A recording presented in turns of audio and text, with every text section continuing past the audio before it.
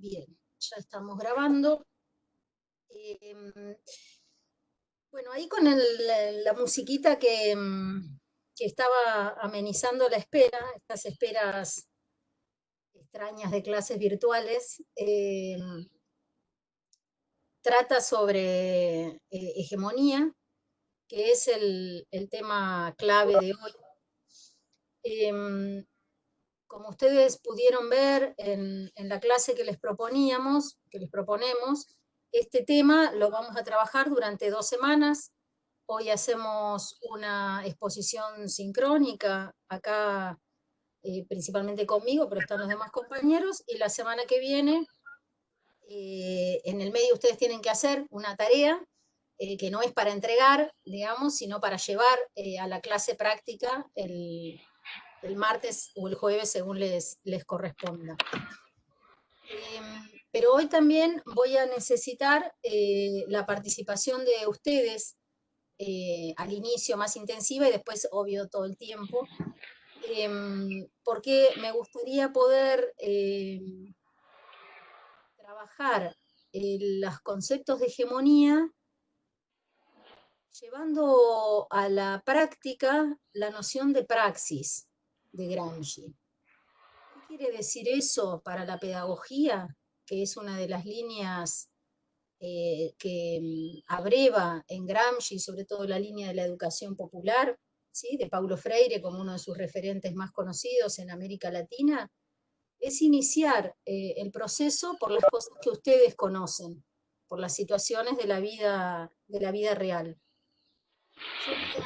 Hoy voy a dar la clase compartiendo en PowerPoint que nos va a servir de guía para esto.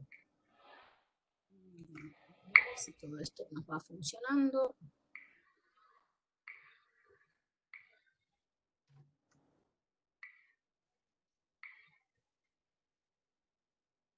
Ahí están viendo bien.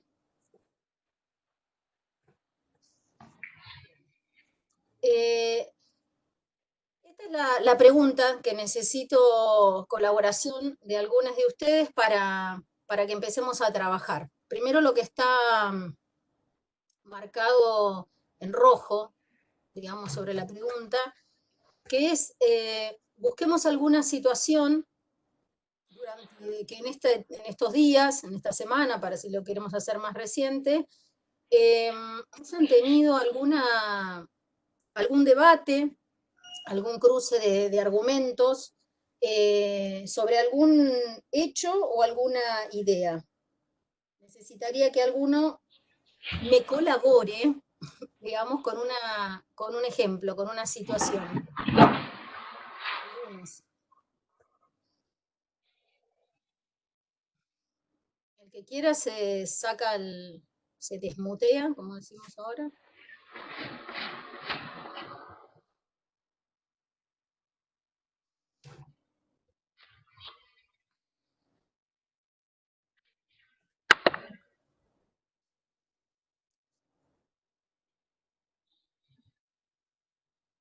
¿Alguien que haya discutido algo en estos últimos días? Por las preguntas en negro no se preocupen, que esas las vamos a contestar entre todos. Lo que necesito son algunas situaciones para arrancar.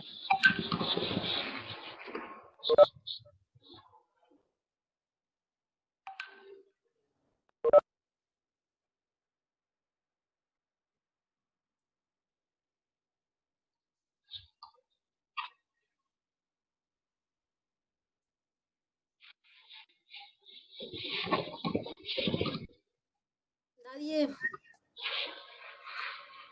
Si alguien dijo sí, yo, Claudia.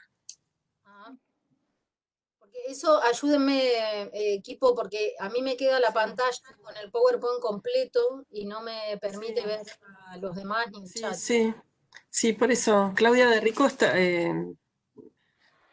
si querés comentarlo esto en lugar de escribirlo. Claudia apunta, unas en el trabajo y otra en Facebook. Es lo que escribió. Claudia, Pero que si no... ¿El micrófono?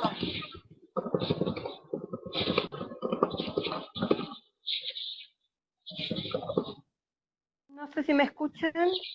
Sí, te escucho. Ahí está. ¿Qué hago? ¿Les comento lo del trabajo?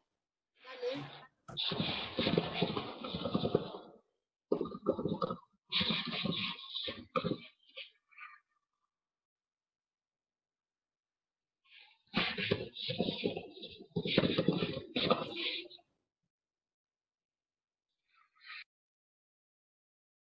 Claudia.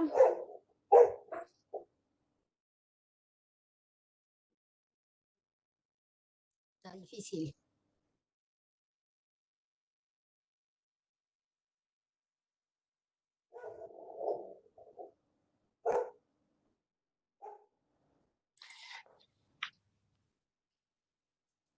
¿Me escuchan? Sí, te escucho. Ahí está. No sé, sí. Piden por favor que silencien los micrófonos, que hay mucho ruido, pero menos Claudia, obviamente.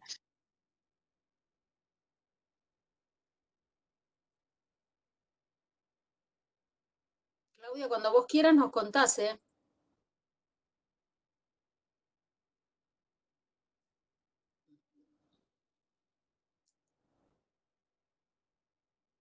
No sé si alguien más, si no, mientras Claudia logra. Le escribo por el chat ahora para.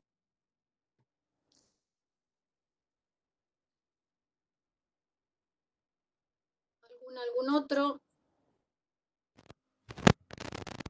Si no, voy a pedir la ayuda de los ayudantes. A que cuenten alguna situación y trabajamos sobre eso, si no podemos recibir alguna de los estudiantes.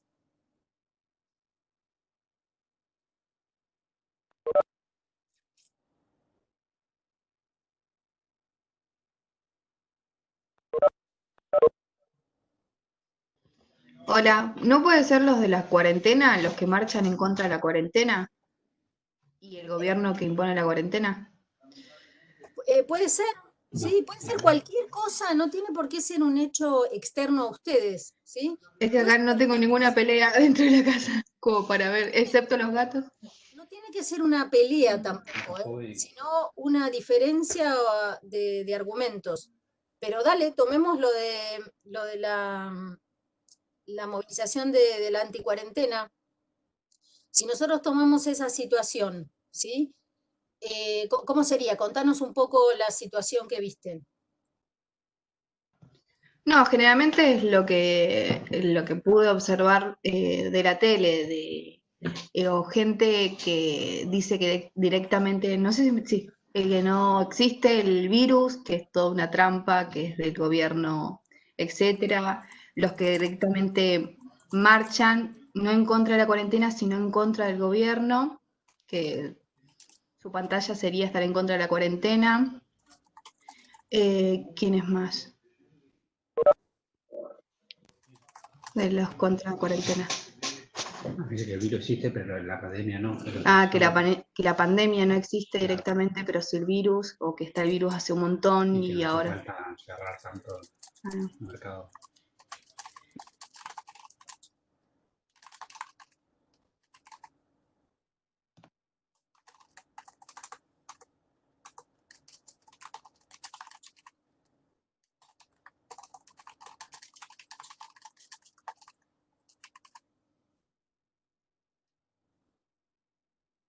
Bien. ¿Qué personas, esas personas que participaron de estas discusiones, ¿sí? Y que por ahí es un debate que en muchas casas se reprodujo como conversación, a eso me refiero con debate, no tiene que tener, la idea de discusión no es la idea de pelea, ¿sí? Sino de debatir argumentos, de pensar que cada persona tiene un punto de vista sobre las cosas, cada persona elabora un sentido de lo que hace, le otorga también significado a los que hacen otros, y tiene también un sentido sobre cómo deberían ser las cosas. Todo ese conjunto de sentidos, significados, es el punto de vista de la persona, es la visión de mundo de la persona. ¿sí? Esa visión de mundo es la que organiza las prácticas. Esa visión de mundo es la que organiza cómo nos relacionamos con los demás. Según cómo yo creo que son las cosas, ¿sí? Es que actúo de determinada manera. Según cómo yo creo que es tal persona, actúo de determinada manera con esa persona. Entonces, en este caso, tenemos a distintas personas con distintos significados, con distintos sentidos, disputando sentidos acerca en un momento del virus, puede ser de la pandemia, es otro significado es de la cuarentena, ¿no? Si yo tuviera que simplificar, ¿sí? Tengo como 3 discusiones acá en este ejemplo que estamos jugando pedagógicamente, ¿sí? Tengo 3 significados en disputa, voy a decir. El significado acerca de la existencia del virus, sí o no. El significado acerca de, bien, asumí que existe, si es una pandemia o no es una pandemia, tengo otra disputa, entonces me va a armar otras posiciones, ahí empiezo a usar esa palabra.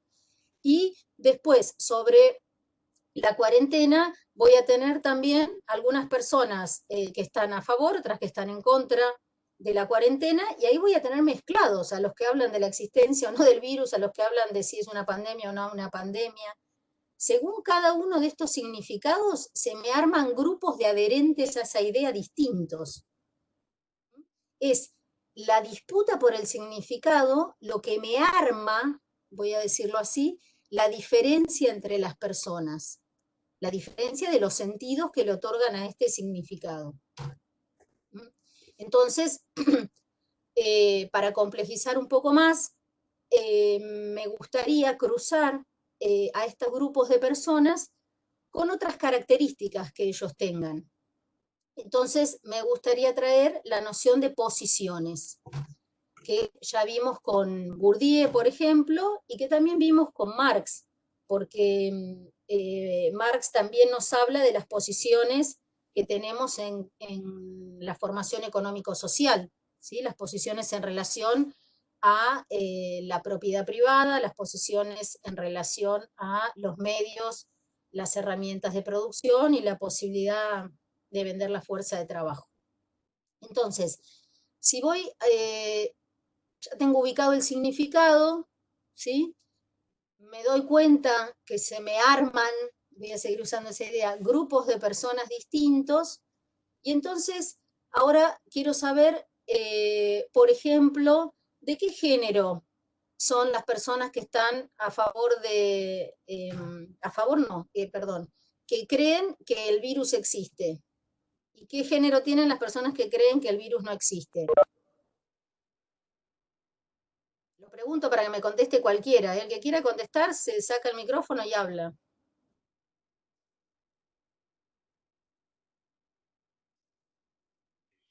Perdón, me perdí un cachito como género. Ah, Claro, por ejemplo, ¿sería posible el género, la idea del sexo género? ¿Todas las mujeres estamos a favor del virus y todos los varones están en contra de la existencia del virus? Yo creo que no es una cuestión que tenga que ver con género. Perfecto. Entonces queda descartado el clivaje de género. ¿Sí? Ese Yo es pienso más en clase, capaz. Bueno, ahí va el análisis, así vamos a ir avanzando, ¿sí? Uno ve el significado, identifica cuál es el significado en disputa. Por ejemplo, acá, existencia o no del virus. Después ve quiénes son las personas y para eso tiene que caracterizarlas. Caracterizarlas significa ver qué otras características tienen esas personas que están en un grupo o en el otro, ¿sí? En el a favor, o en este caso en la existencia o no existencia. Entonces, empecé por género porque es como bastante absurdo, ¿sí? Entonces vemos, pero en otros temas sí puede ser que tenga relación. En este caso, el género no es algo que contribuye a la división de estos dos grupos, de la existencia o no del virus. Agustina, creo que dijo que podría ser la clase los que hablen de la existencia o no del virus. Podría ser la edad, podría ser el barrio donde viven, podría ser la religión que tienen, podría ser la escuela a la que fueron, podría ser la ideología que tienen, podría ser a quién votaron en la última elección. Hay muchas pertenencias de las personas que podrían entrar en juego, ¿sí?, en relación a cómo se arman estos grupos que defienden o no la idea de la existencia del virus. Es decir, no tenemos, ¿sí?, una posibilidad exacta, para este ejemplo que estamos analizando, de poder decir, todos los de una clase social están a favor, todos los de otra clase social están en contra. Todas las mujeres están a favor, todos los varones están en contra. Todos los menores de 18 están a favor, todos los mayores están en contra. No es eso lo que compone a estos grupos en relación al significado de la existencia o no del virus.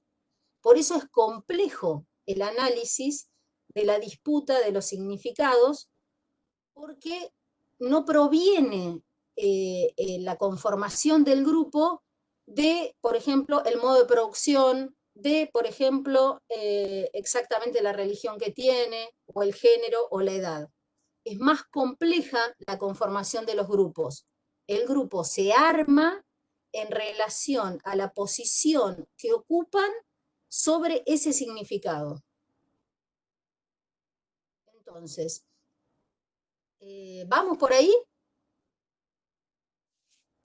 Necesito cómplices para saber si insisto o estoy muy repetitiva.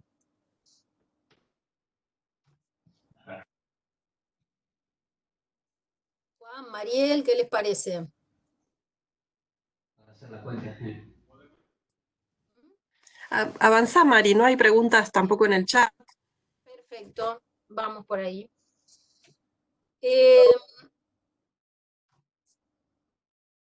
Vuelvo a las preguntas que teníamos, ¿sí? El otro elemento importante para hacer el análisis de esta disputa de significados es saber dónde y cuándo se desarrolló esta discusión.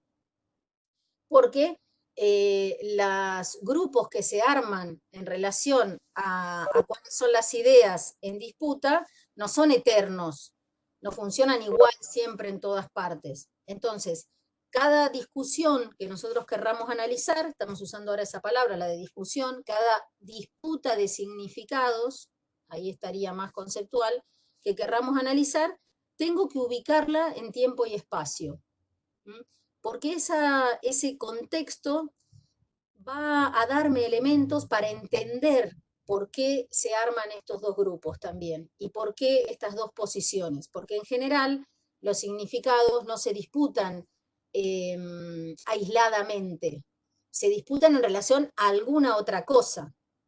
Para el caso que nos ofreció la compañera, y ella lo dijo en un momento, acá vemos que además de la disputa, digamos, de la existencia o no del virus, en el caso de los que salieron a movilizarse, está vinculado con otras disputas de significado.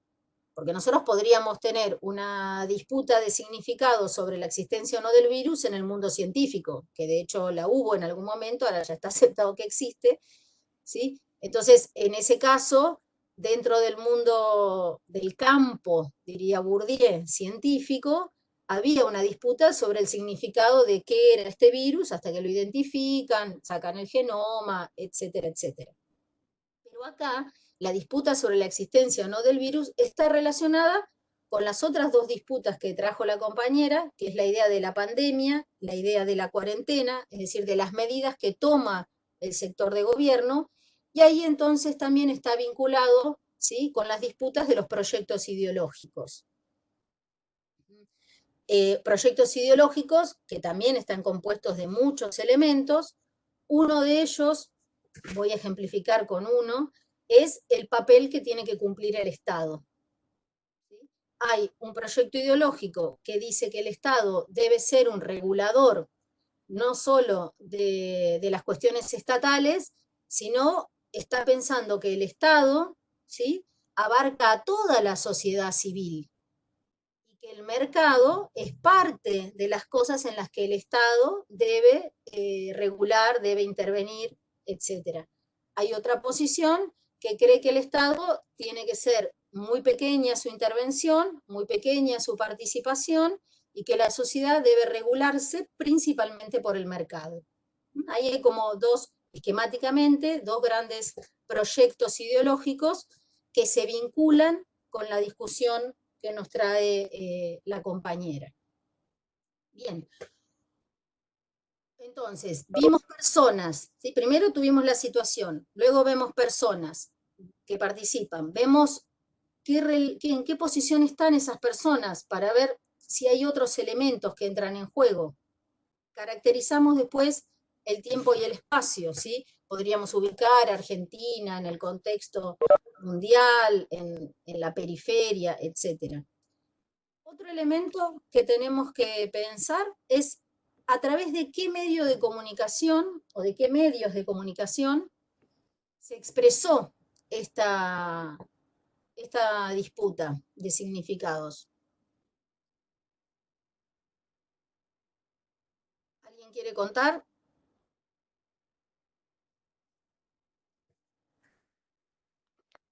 ¿Cómo se enteraron ustedes de esto?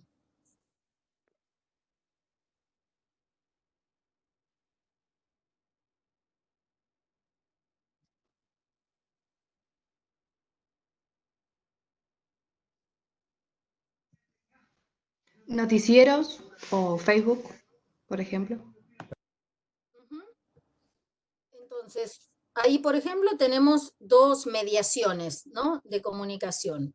En el caso del Facebook, es una red social que tiene algunas regulaciones de funcionamiento, pero que aparentemente tiene una circulación, entre comillas, igualitaria de la información, ¿sí? Que cada uno coloca su posición y otros contestan sobre esa posición, en esa discusión. En el caso del noticiero, quiero decir, en Facebook habría un intercambio, ¿sí?, parejo nuevamente entre comillas, porque sabemos que las cosas que nos aparecen en Facebook, bueno, tiene todo una posibilidad de que aparezcan más algunas cosas que otras, según nuestros perfiles, etcétera, en relación a los famosos algoritmos.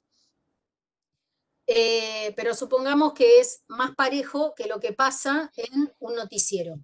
¿Por qué? Porque en el noticiero nosotros no tenemos posibilidad de colocar la noticia. El noticiero tiene sus trabajadores de prensa, que son parte de una empresa, que deciden una línea editorial, ¿sí? Es decir, las empresas de comunicación producen noticias, y producen noticias según lo que quieren instalar como significado. Entonces, hay medios de comunicación que a veces ofertan significados diferentes, todos a la vez, digamos, tienen un discurso heterogéneo de distintas posiciones y te muestran las distintas posiciones, y hay algunos medios de comunicación que tienden a mostrar solo algunas posiciones. Los medios de comunicación tienen a su vez diferentes escalas. Una cosa es Radio Estación Sur en La Plata y otra cosa es que logra Radio Mitre, ¿sí? O un canal de televisión. Entonces, tenemos que ver la escala también de quienes logran difundir este significado. Porque esos que logran difundir ese significado son parte de la construcción de ese significado, ¿sí? Los medios de comunicación son grandes fuentes en relación a eso. ¿Y qué otros, por qué otros lugares llega esta información también?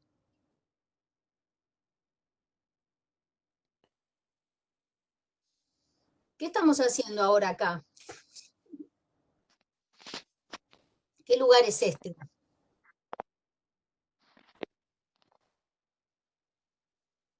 El sistema educativo.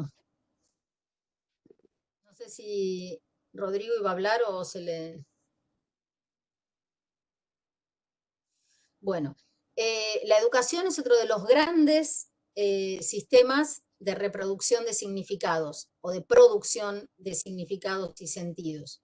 En este momento, que nosotros justo estamos trabajando sobre este tema, yo hago parte, ¿sí?, de una posición en relación a este tema por el tipo de análisis que estoy ofreciendo. Bien, sigamos. ¿Cuál era el tema de discusión? Ya lo hablamos, dijimos qué posiciones se ocupaban, ¿no? Y con esto de los medios de comunicación o de la educación, quería entrar a la idea de quiénes están de acuerdo con este significado. Tendríamos que ver, además de, por ejemplo, si seguimos, no sé, con la línea de cuarentena adecuada o cuarentena no adecuada, podríamos hacer una especie de lista de en qué medios de comunicación aparecen posiciones a favor de un significado o del otro significado. Podríamos pasar por los partidos políticos y ver quiénes van por la idea de la cuarentena y quiénes no van por la idea de la cuarentena. En las organizaciones sociales, en las organizaciones territoriales, también podríamos hacer lo mismo. Podríamos hacer lo mismo con las iglesias, ¿sí?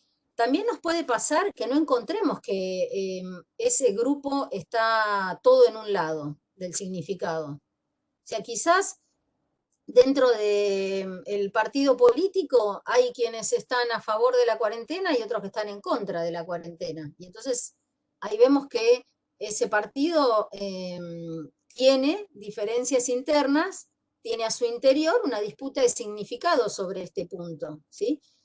Si ese fuera el caso, podríamos ver qué miembros de cada partido están en una posición u otra, para ver cuál está pudiendo ser más efector de poder, de significado, ¿sí?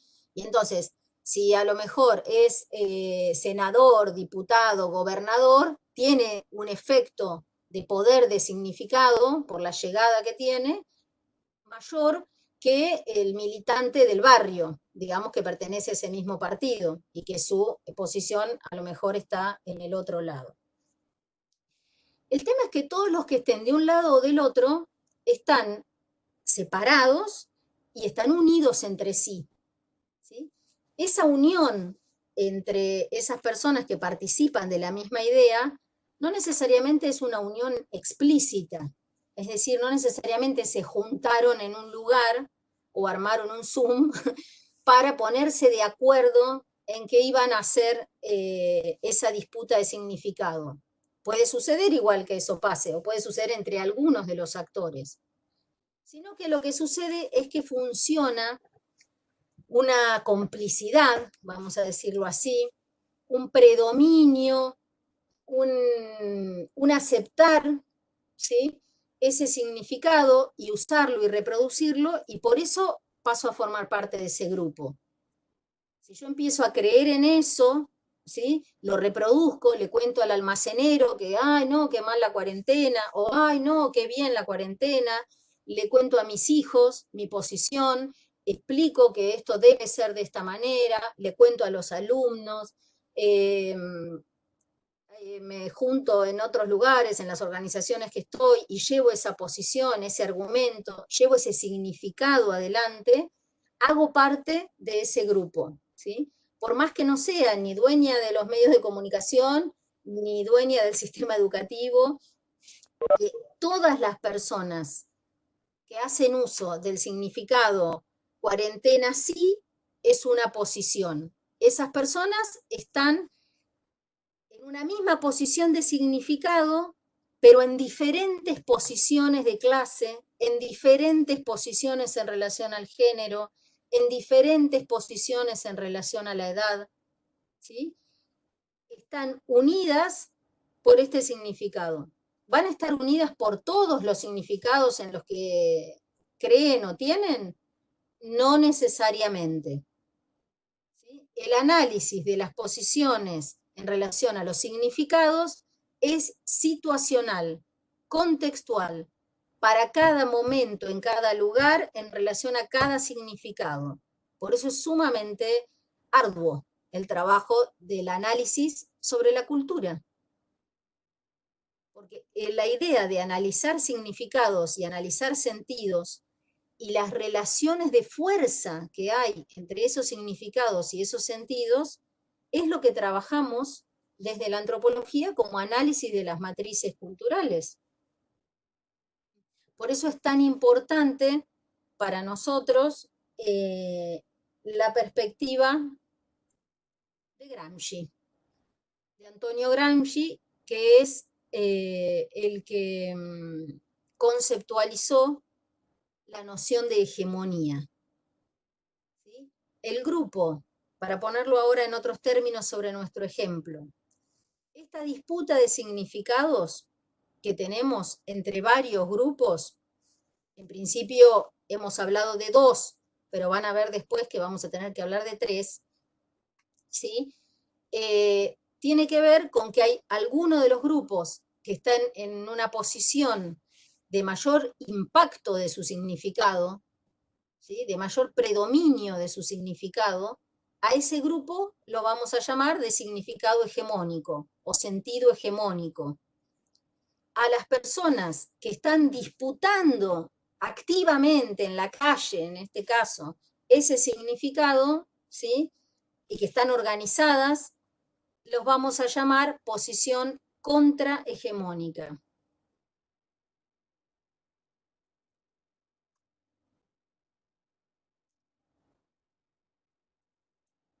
Entonces,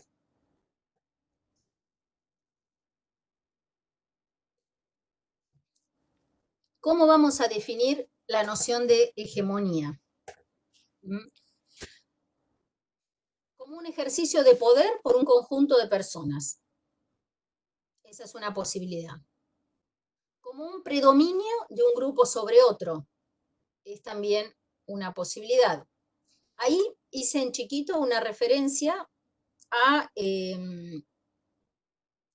lo que aparece en el video de YouTube que tienen para ver como complementario, sí que al inicio plantea una relación bastante lineal entre la idea de clase y la idea de grupo. Simplemente tener cuidado con eso, después cuando avanza el video ya no va con esa posición lineal, pero tiene que ver con el planteo más literal de Gramsci acerca de que la hegemonía es una posición de la burguesía, es una acción de clase de la burguesía. Pero bueno, nosotros vamos a quedarnos centrados en la idea del predominio de un grupo sobre otro.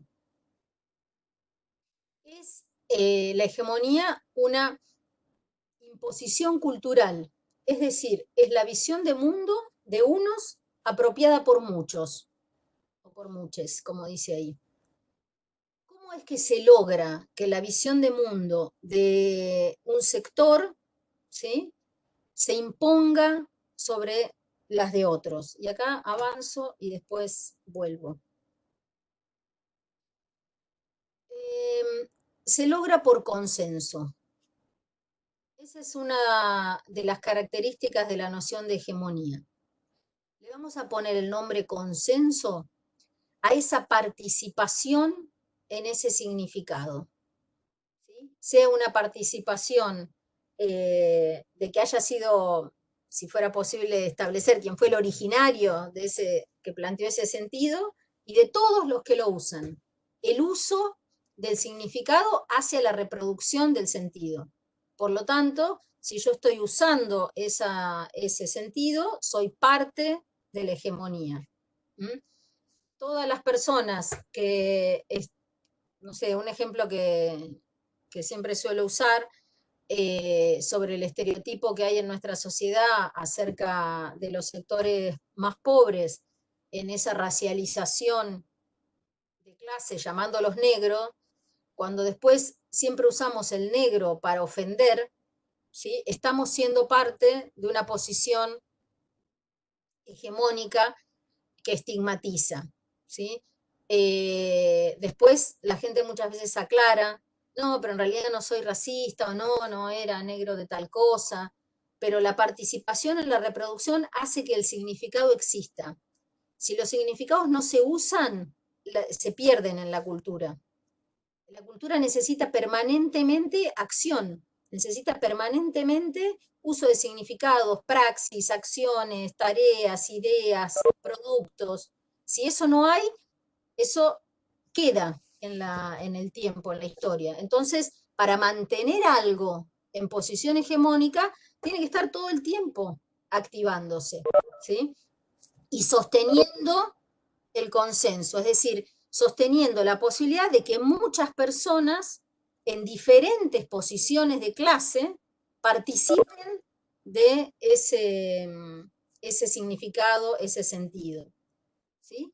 Entonces también por eso lo definimos a la hegemonía como un poder sutil, como una serie de mecanismos de transmisión ideológica que tienden a lograr el consenso y que en el análisis del contexto de Gramsci, que ahora después vamos a llegar, ¿sí?, le da más bases sólidas a la dominación.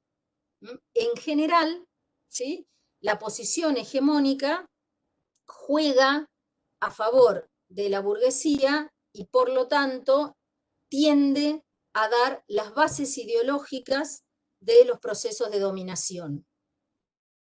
Logra, ¿sí?, la hegemonía, por ejemplo, que nosotros participemos del sistema capitalista, por ejemplo, que vayamos a trabajar pensando que esa es la única forma que hay de, no sé, de ganarse la vida y no hubiera otras, ¿sí?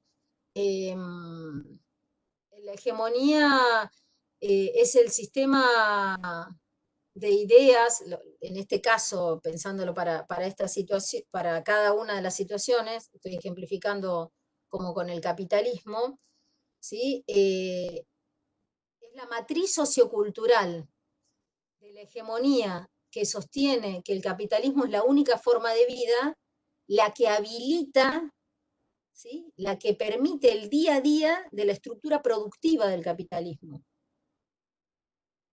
Bien, esto es lo que ve Gramsci, ya vamos a ver en qué momento histórico. Entonces, esa hegemonía logra una dirección política y cultural de la sociedad en relación a ese sentido, ¿sí? Se incrusta en la cultura, para decirlo de alguna manera. Vuelvo a la anterior.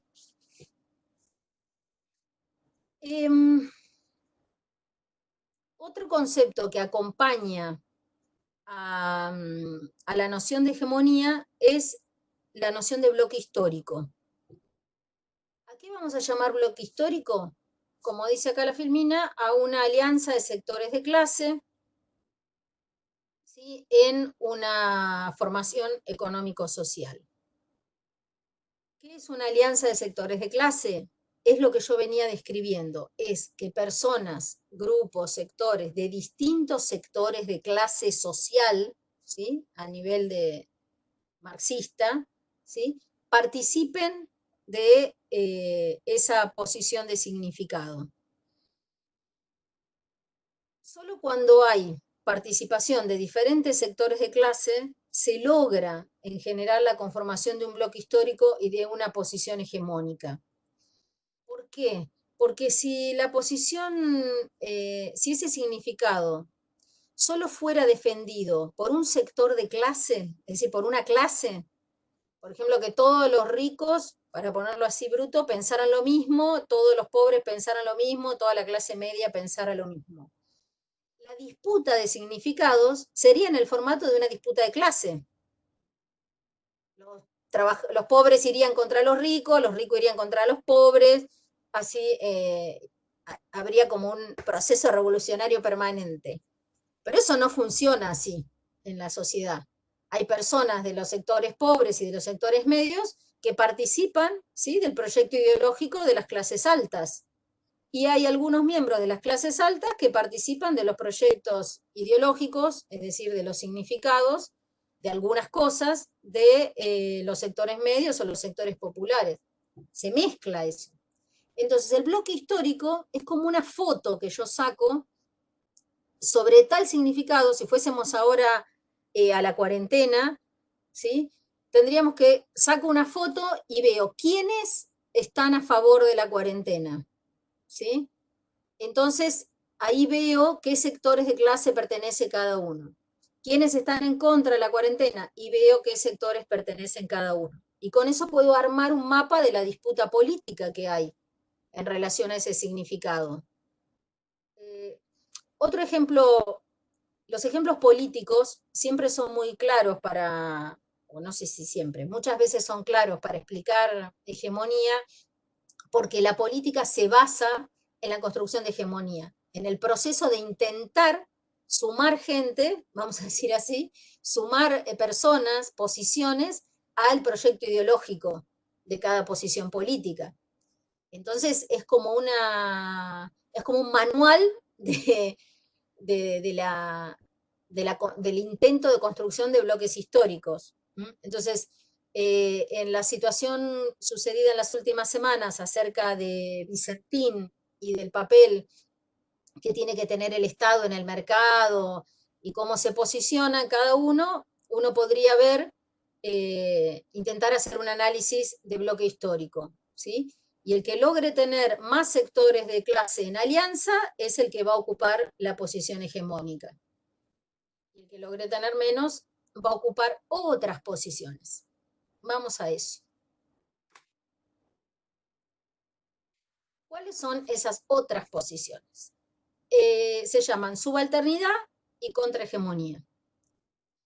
Esto es muy importante entender que en las disputas de significados, en el modelo analítico de Gramsci, no hay dos posiciones, hay tres posiciones.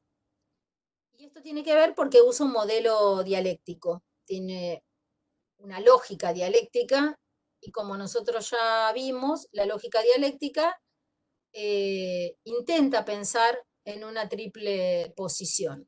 Entonces, tendríamos la posición de hegemonía, que es la que venimos dando muchas características. Tendríamos la posición de subalternidad. La posición de subalternidad son todos aquellos significados, ¿sí?, que no son el significado hegemónico, pero que no están organizados en una disputa activa para obtener la posición de hegemonía, sino que son tolerados, sobreviven, perviven. Bueno, yo tengo una idea distinta, por decir, no sé,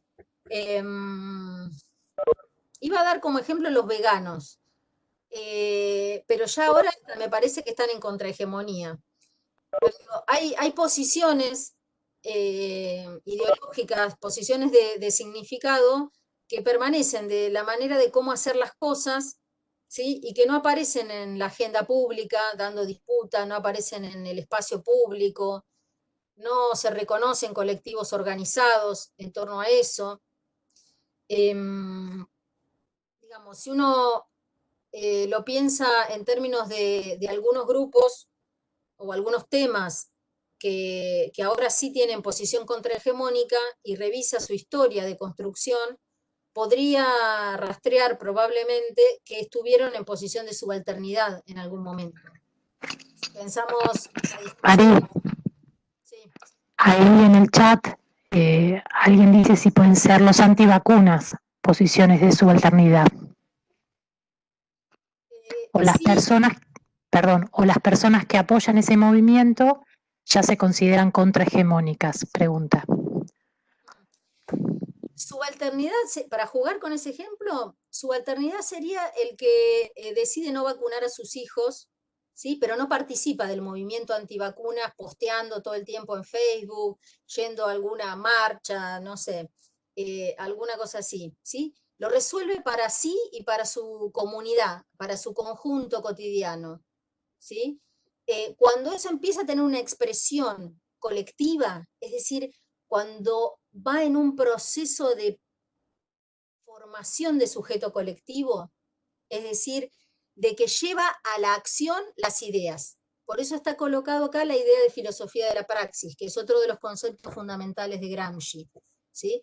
Gramsci entiende que la teoría y la acción van unidas, ¿sí? Por eso es la idea de praxis, es el concepto que resume eso.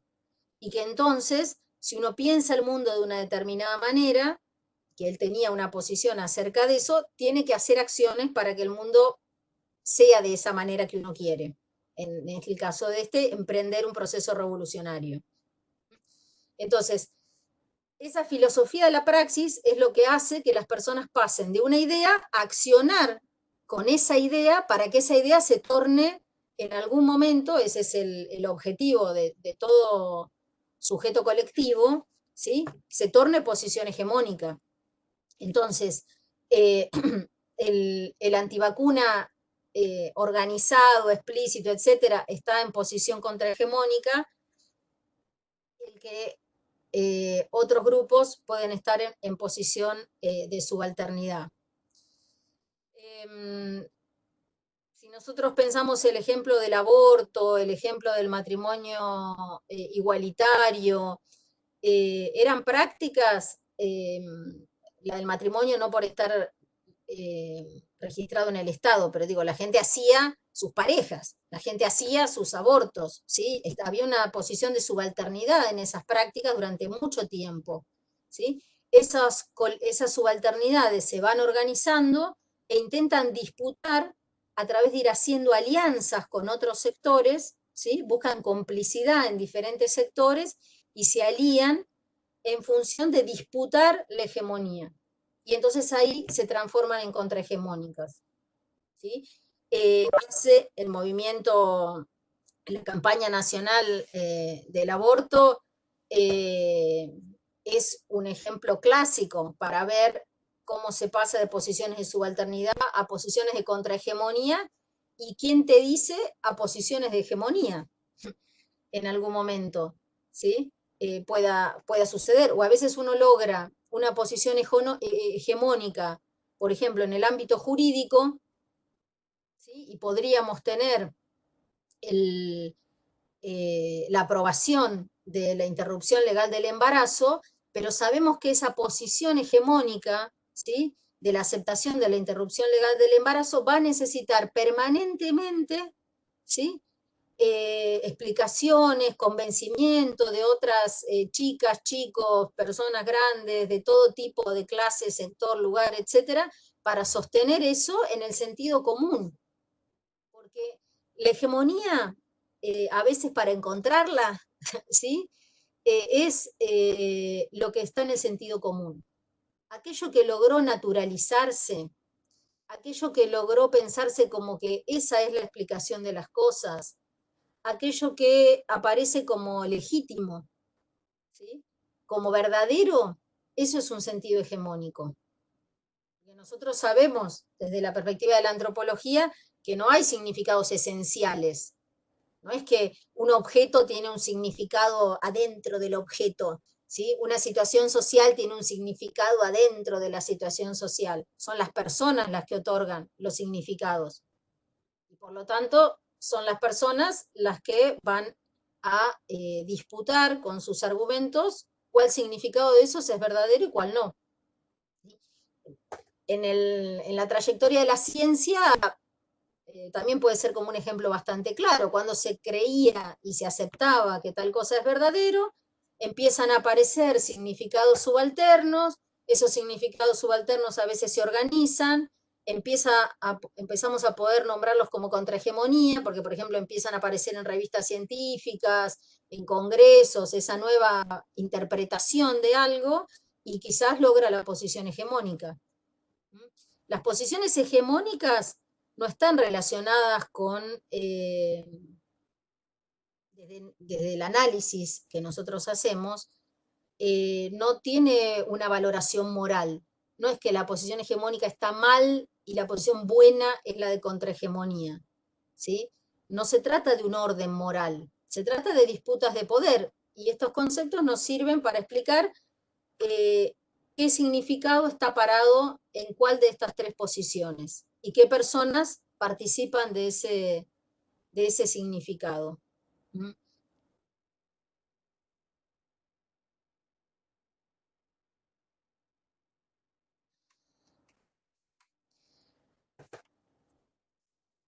Me avisan si hay alguna consulta sobre eso. Es importante que pregunten todo, que podamos trabajar más ejemplos, si quieren, para pensar esta cuestión de las tres posiciones.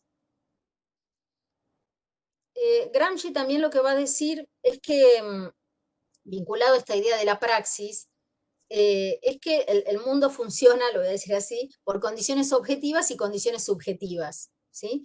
Las condiciones subjetivas tienen que ver con el reconocimiento del sujeto, con qué cosas cada uno se identifica, y son las condiciones subjetivas las que arman en gran medida al sujeto colectivo. Es decir, ustedes se sienten estudiantes, se perciben como estudiantes, hay una adscripción identitaria estudiantil, ¿sí? Esa es una condición subjetiva, que los hace un sujeto colectivo, que es el estudiantado.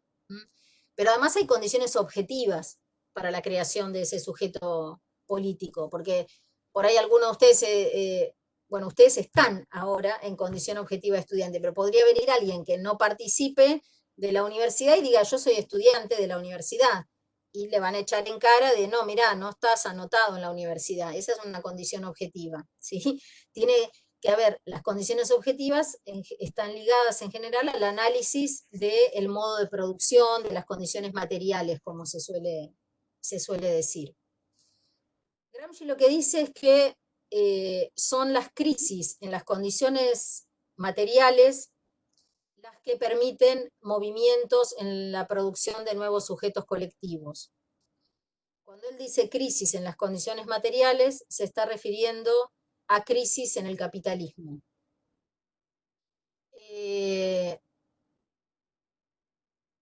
Lo dejo así.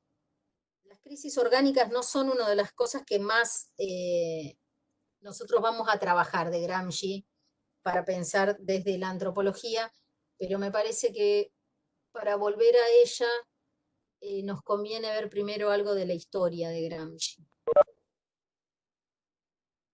Voy pasando por otras que tenía, a ver si me queda algo pendiente. Hegemonía es siempre relaciones de hegemonía, subalternidad y contrahegemonía, me faltó ahí una palabra.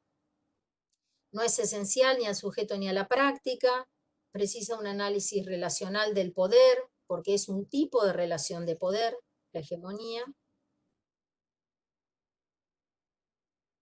Jamás puede ser individual, ¿sí? No es que una persona es hegemónica o una persona es subalterna, sino que las praxis de esa persona para tal situación, para tal tema, está en posición hegemónica o en posición contrahegemónica o subalterna. Si uno analiza diferentes ámbitos de la vida de la persona y diferentes disputas de significado en las que participa, va a encontrar que esa persona, ¿sí? Lo pueden hacer ustedes como ejercicio para su autoanálisis. Ustedes participan de sentidos hegemónicos sobre algunas cosas, de sentidos subalternos sobre otras y de sentidos contrahegemónicos en otros casos. Es decir, ocupan diferentes posiciones de poder en relación a cada significado. Por supuesto, cuando una persona participa mayormente de las posiciones de poder hegemónica, la vamos a estar nombrando más desde la hegemonía, y cuando se participa más de la contrahegemonía, suele aparecer un nombramiento de ese sujeto como contrahegemónico, ¿sí? Pero acá la situación de los estudios de género, el análisis del patriarcado, el machismo, etcétera, nos ha traído muchísimos ejemplos para mostrar cómo muchos varones, también mujeres, ¿no? Pero voy a ejemplificar con los varones, aparecen en el espacio público con una posición contrahegemónica, ¿sí? Por ejemplo, apoyando el feminismo, y bueno, ahí queriendo deconstruirse, bla, bla, bla. Todo eso, bla, bla, bla, no significa despreciando eso, sino un conjunto de cosas. Y quizás en su vida cotidiana, ¿sí? No logran alterar el reparto de las tareas domésticas, no alteran ni se ponen a discutir el reparto de las tareas de cuidado en su vivienda, tiene un pensamiento o se le construye un deseo sobre la mujer en base a la mujer como objeto, y entonces participa de la posición hegemónica, ¿sí? En ese espacio. ¿Tiene contradicciones ese sujeto? Sí, tiene contradicciones, pero de eso se trata la vida, así va la vida. Algunos se las harán saber, veremos, otros no.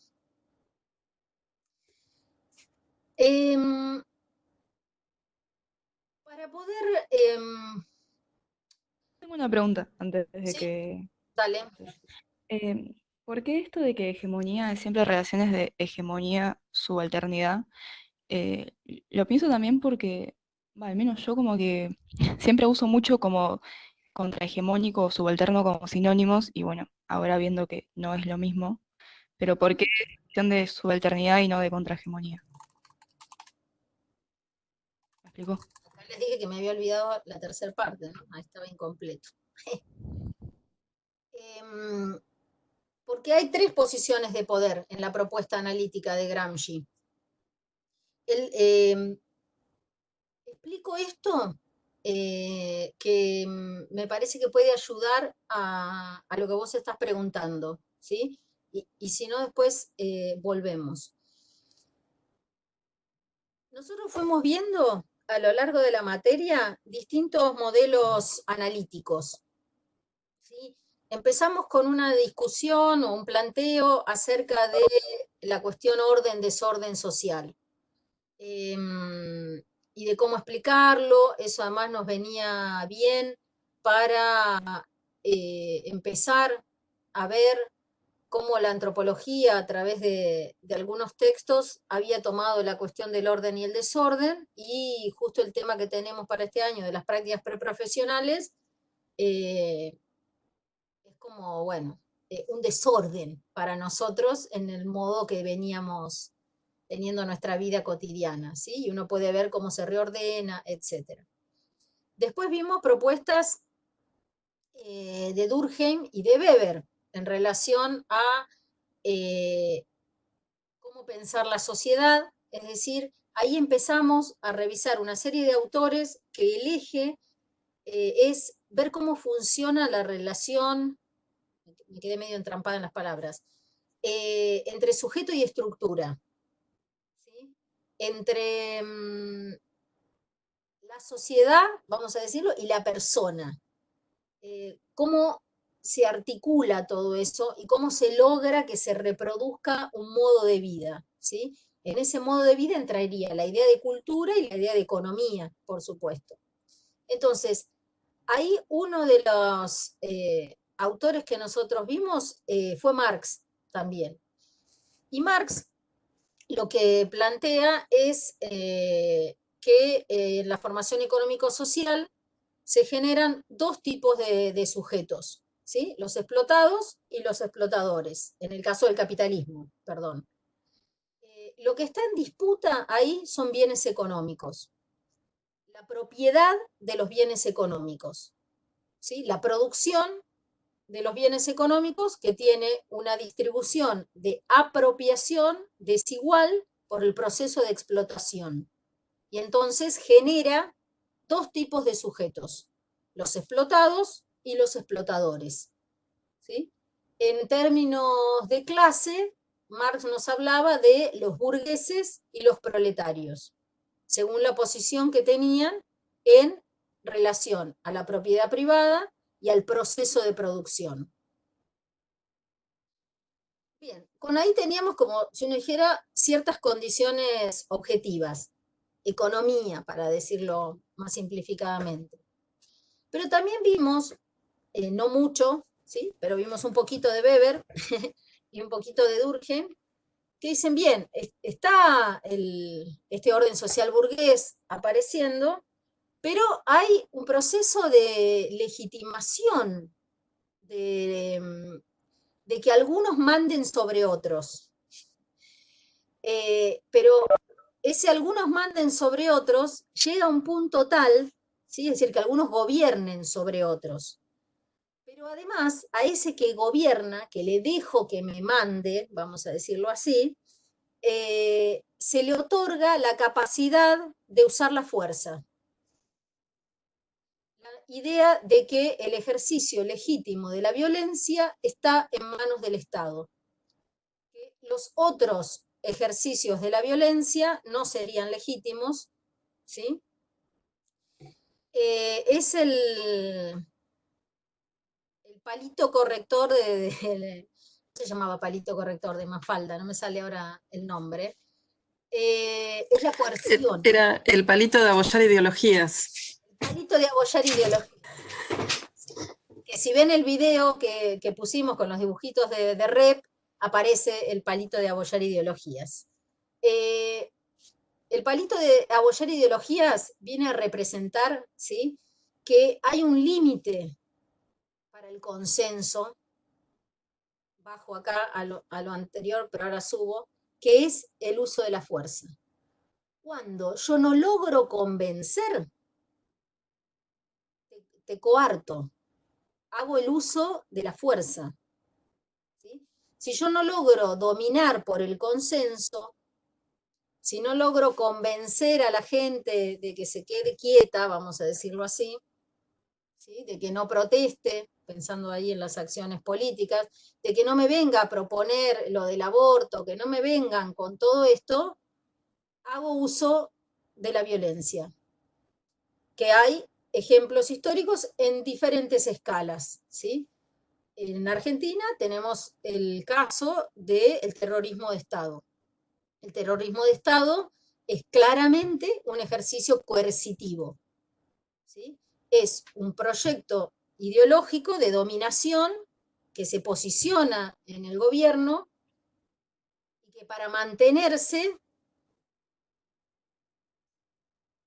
produce herramientas de creación de hegemonía, podemos ejemplificarlo después, pero además, como eso no le alcanza, ¿sí?, para sostenerse en su posición de poder, produce ejercicio de la violencia. Y entonces desaparece gente, asesina, roba niños, todo lo que ya conocemos. Ese proceso que vivimos en Argentina se vivió en muchas otras partes del mundo en diferentes momentos, ¿sí?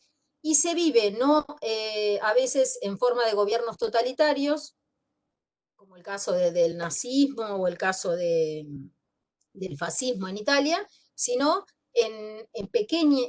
bueno, pequeñas no sería la palabra porque voy a hablar de personas que mueren, en dosis menores. La violencia policial, ¿sí?, la violencia institucional, todo eso es ejercicio legítimo de la violencia por parte del Estado. Pero hay grupos que discuten que eso sea legítimo, ¿sí?, y se oponen a que eso se torne legítimo, ¿sí? Pero funciona, avanza muchas veces. Y sabemos que cuando el caso más clásico, cuando uno va a la protesta, si la protesta, el que está en el gobierno no es afecto a esa idea y tiene como herramienta la represión, usa la represión. Bien. Entonces, al inicio, cuando hablamos de disputa de producción de bienes económicos, ¿sí?, y de las posiciones que se generan por eso, vamos a hablar de explotación. Ese es el concepto que corresponde a eso. Y de explotados y explotadores. Cuando hablemos, ¿sí?, de la disputa política, déjenme decirlo así, del ejercicio legítimo de la violencia, de la coerción, vamos a hablar de relaciones de dominación. Ese es el concepto. Dominación. Y vamos a hablar de dos tipos de sujetos también. Se construyen dos posiciones en torno a la dominación. La posición de dominado y la posición de dominador. Pero cuando vamos a hablar de la disputa de poder por la construcción de bienes, de la disputa de poder simbólico, o la disputa por la producción de los bienes simbólicos, es decir, los significados, los sentidos, la cultura, ahí vamos a trabajar con la noción de hegemonía. Vamos a hablar de que es un poder sutil, que se construye por consenso, que hay bloques históricos, y que puede generar tres tipos de posición, porque no es que siempre van a estar las tres, ¿sí? Siempre por lo menos va a haber dos, pero puede generar tres: la hegemónica, la subalterna y la contrahegemónica, ¿sí?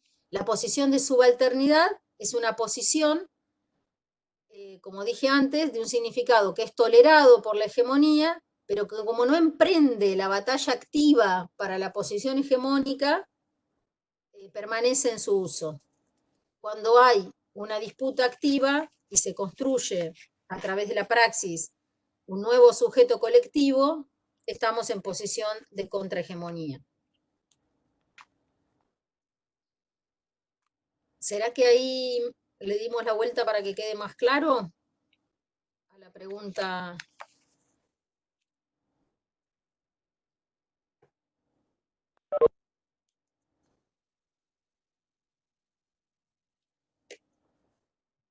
Necesariamente existen dos posiciones, pero no esta tercera es que cuando se colectiviza ese sentido. Por eso es que la relación es como de hegemonía y subalternidad. Sí, pero además porque lo interesante de manejar estos tres modelos, estos tres conjuntos de conceptos, es que permiten explicar con mayor complejidad la vida, que la vida es complicada y compleja. Porque ¿qué va a pasar?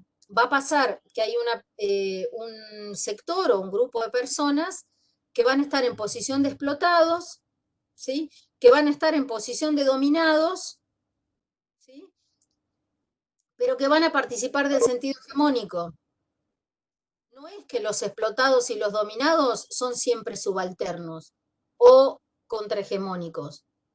De hecho, una gran parte, ¿sí? Son hegemonía, participan de la hegemonía y por eso se logra reproducir, nos va a decir Gramsci, la posición de explotado y la de dominado. Es la participación del explotado y del dominado en el proyecto ideológico de la hegemonía lo que hace a la pervivencia de la explotación y la dominación.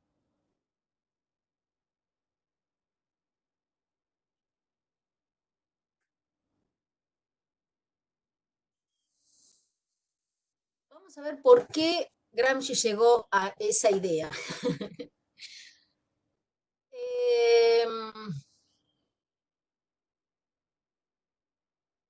Bueno, es italiano, era italiano, ¿sí?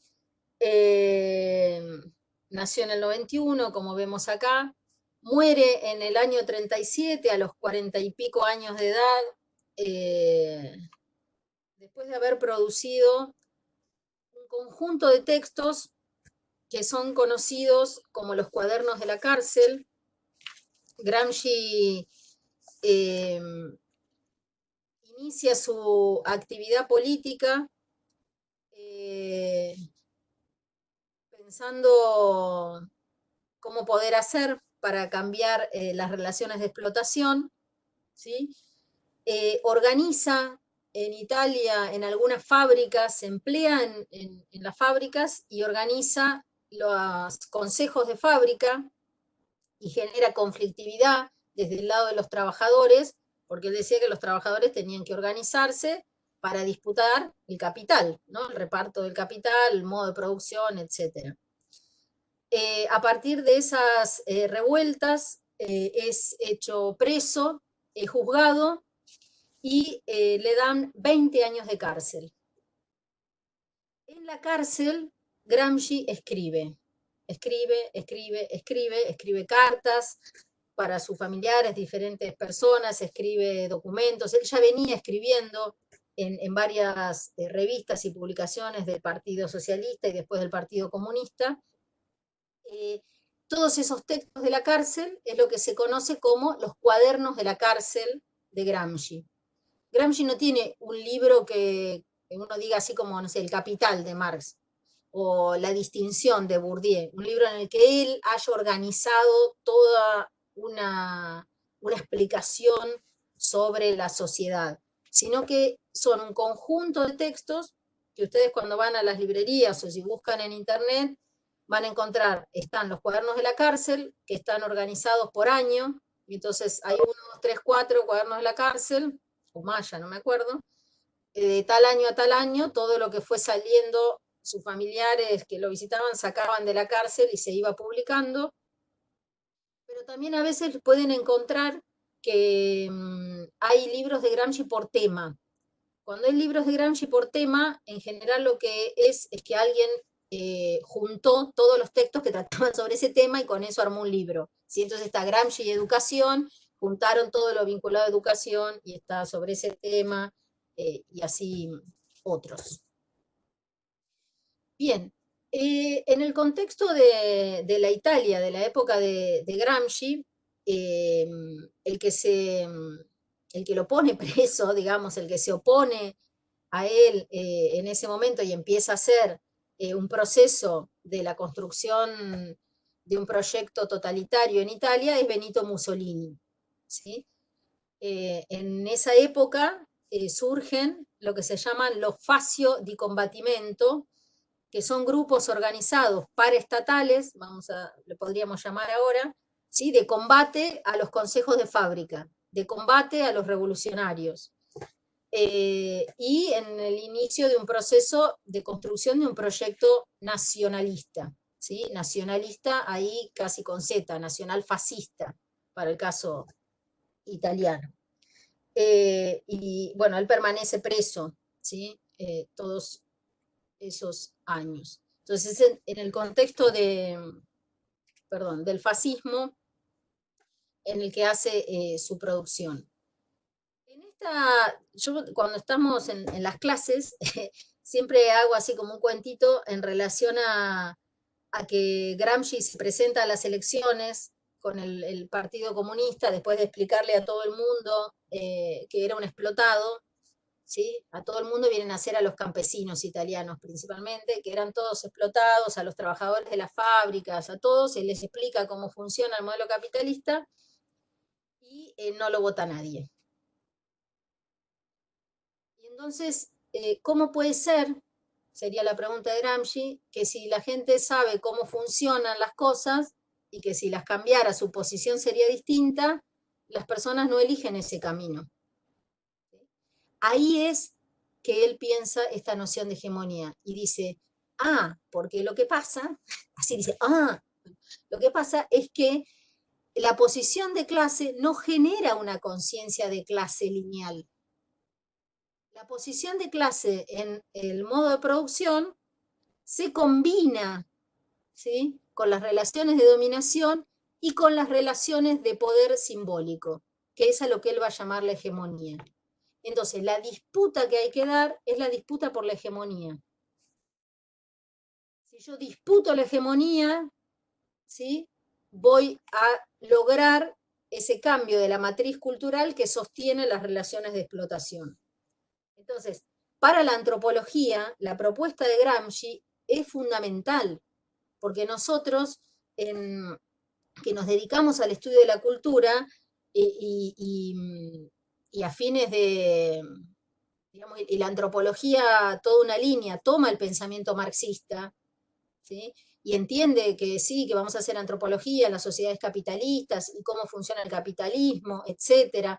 Tomamos también de Althusser, que hoy no me voy a detener, las ideas de ideología y qué pasa con la ideología en las sociedades. No teníamos, ¿sí? Conceptos marxistas que explicaran el funcionamiento de la cultura, que explicaran las relaciones de poder en la cultura. Y ese es el aporte de Gramsci para la antropología y para todas las ciencias. Pero para nosotros es una herramienta fundamental porque nos dedicamos justo a esta parte.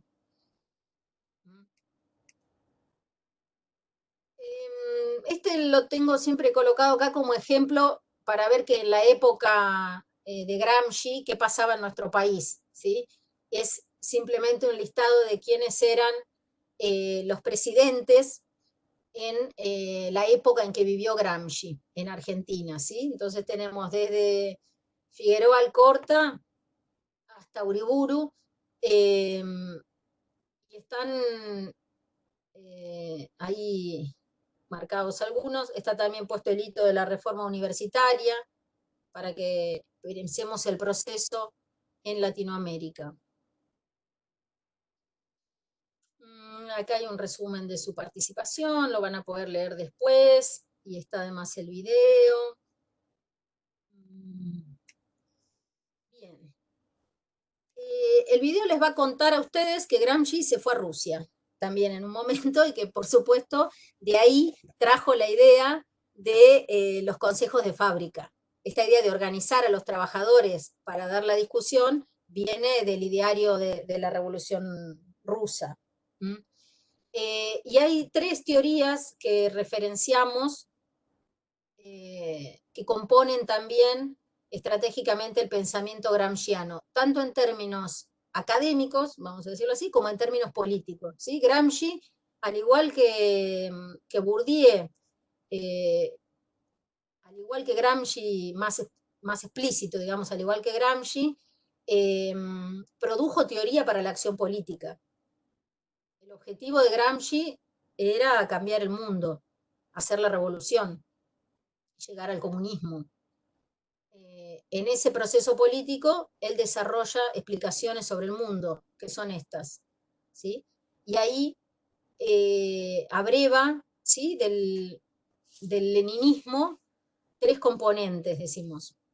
Por un lado, la teoría del imperialismo, la idea de que el imperialismo es una etapa superior del capitalismo, de cómo se iba a desarrollar.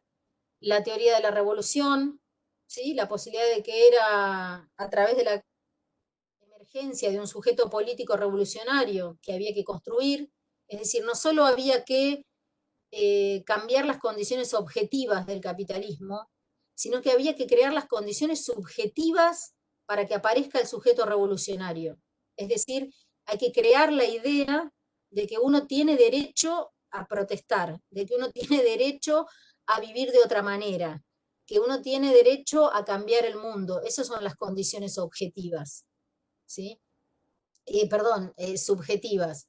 Que uno se piense que tendría que ocupar otra posición, ¿no? Que la posición que ocupa va a ser pobre, pobre siempre y me lo merezco, y lo que pasó es que no me esforcé, no me dio la cabeza. Todas esa serie de comentarios, ¿sí? Abonan a la posición hegemónica. Todos los comentarios sobre uno y la trayectoria de uno en relación a posibilidades de acción individual, pero que tienen que ver con lo social y con lo colectivo, pueden armar la idea de un sujeto colectivo. Y a través de los sujetos colectivos se expresa la acción política. Y se expresa la posibilidad de transformación social, que es la búsqueda de este intelectual. ¿Sí? Y bueno, y para eso hay que crear un partido. ¿Sí?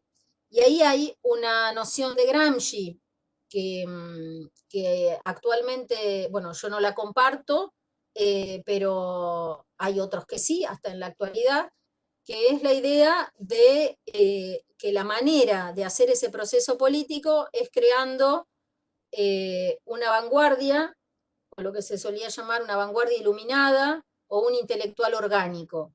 Es decir, que tenía que haber personas que eran las que mejor comprendían las cosas, tenían saberes diferenciales, que le tenían que ir a explicar a los que no comprendían su situación, y a partir de eso avanzar en el proceso revolucionario.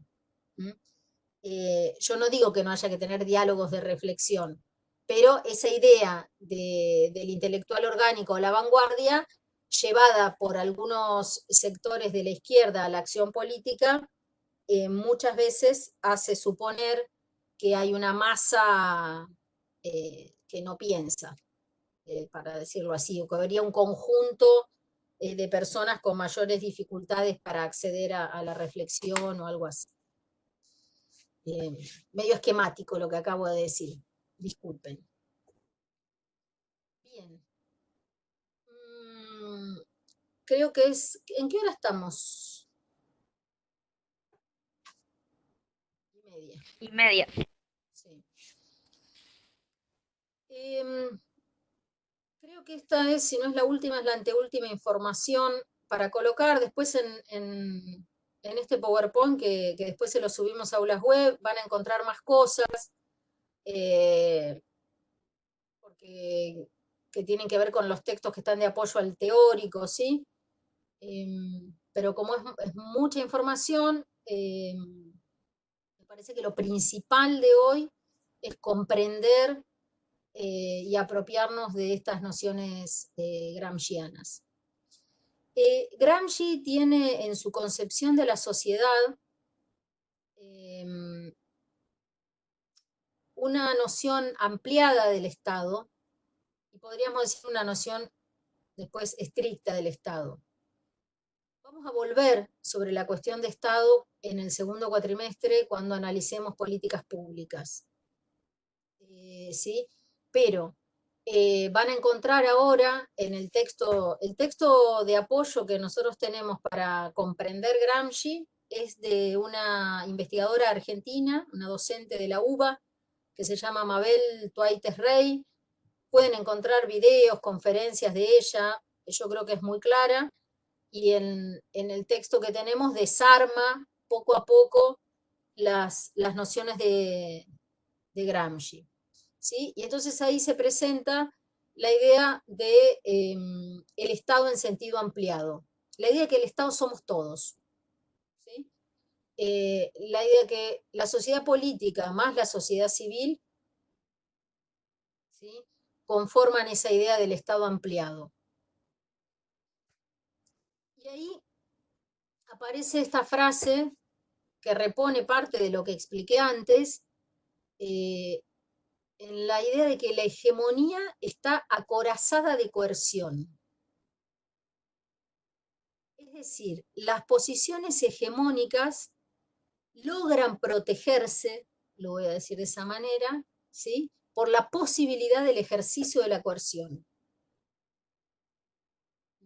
Entonces, cuando uno disputa hegemonía, es muy probable, ¿sí?, que se programen acciones coercitivas sobre nosotros.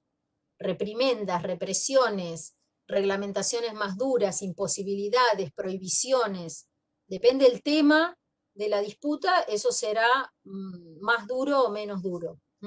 La coerción es la herramienta final, el límite, digamos, que pone en uso la sociedad política para mantener su hegemonía cuando no logra mantenerla por la sola reproducción de la hegemonía, es decir, por la sola reproducción del consenso. Bien. Para Gramsci, el Estado siempre es un Estado burgués. Piensen que él pensaba otra sociedad en función de un proyecto de una sociedad sin clases, ¿sí? Y que entonces la forma en que nació el Estado, él lo que analiza es que la forma en que nace el Estado es el organismo para la posibilidad de la formación burguesa. Y que por lo tanto la única manera de descomponer el orden social burgués es también haciendo caer ese tipo de Estado, transformando ese tipo de Estado. Porque él dice que la función del Estado es recomponer jurídica y políticamente la unidad de los distintos sectores para la pervivencia del capitalismo.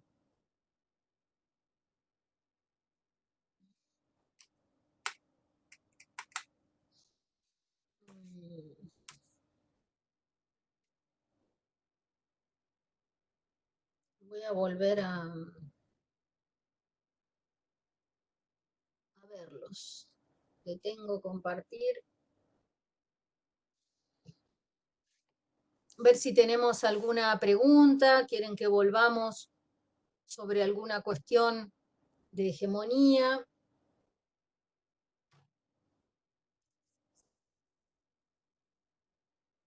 Si no, en los últimos minutos me gustaría presentarles a otro señor.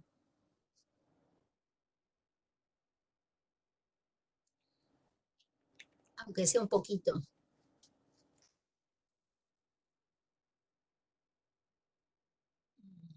Tengo una pregunta. ¿Vale? Gramsci plantea algún tipo de relación entre estos tres bienes, o sea, los bienes económicos y los bienes simbólicos. Porque, o sea, en algún punto me viene la duda de esto de Marx como supraestructura y estructura. Dice que hablan de cómo esta relación, ¿Se habla de alguna determinación de uno por el otro, o esto es dialéctico, o eso? Esa duda me agarra. Bien. En Marx, recordemos que hay distintas interpretaciones sobre cómo Marx definió la relación de estructura y superestructura. Nosotros no lo vemos en fino en la materia, no es que vemos las distintas posiciones que se crean a partir del marxismo. Tomamos una, que es la que les ofrecemos, que es de las que nosotras estamos más convencidas, que es la idea que hay una doble determinación, ¿sí? La estructura determina la superestructura y la superestructura determina la estructura. Esa doble determinación es un proceso dialéctico, valga este sentido. Dialéctico en la forma de que no es que es un ida y vuelta, ¿sí? Sino que hay una interacción tal que se produce, ¿sí? Como si uno dijera una tercera forma, si uno toma estructura, superestructura, y aparece la vida en el formato en que nosotros estamos, ¿sí? Las personas no tenemos separada la estructura de la superestructura. No somos, mal le pese a Descartes, no somos cartesianos, no tenemos separada la teoría de la práctica, ¿sí? Esas fueron las ciencias las que inventaron ese modelo analítico. Las personas hacemos las cosas juntas, ¿sí? A veces podemos estar más parados en el pensar, en el sentir, en el hacer, pero todo va en conjunto. Podemos hacer cosas sin haber reflexionado explícitamente sobre eso, pero si paramos, lograríamos una conciencia sobre eso, una conciencia práctica. Podríamos revisar, si uso palabras de Bourdieu, nuestro hábitus, ¿sí? Estamos creados con esas ideas, no siempre lo tenemos en cuenta. Podemos igual también hacer esa reflexión y tenerlo en cuenta. Entonces, es en conjunto. Gramsci está pensando en eso mismo, ¿sí? Lo que pasa que, a diferencia de Marx, crea conceptos para explicar lo que Marx no explicó. Marx dejó la superestructura librada a una lista de cosas, ¿sí? Y ideología, religión, educación, pin, y no profundizó en eso. Gramsci se dio cuenta que eso era fundamental para la acción política, que no iba a alcanzar, que no sucedía, que por la sola, tengo mi gata acá, por la sola posición, uno construía un ideario. Y que entonces ahí estaba funcionando otra cosa y le puso nombre. Esas otras cosas son las fuerzas de poder simbólicas. Que la antropología, se podría decir, lo venía explicando desde los estudios etnográficos previos a la Segunda Guerra Mundial.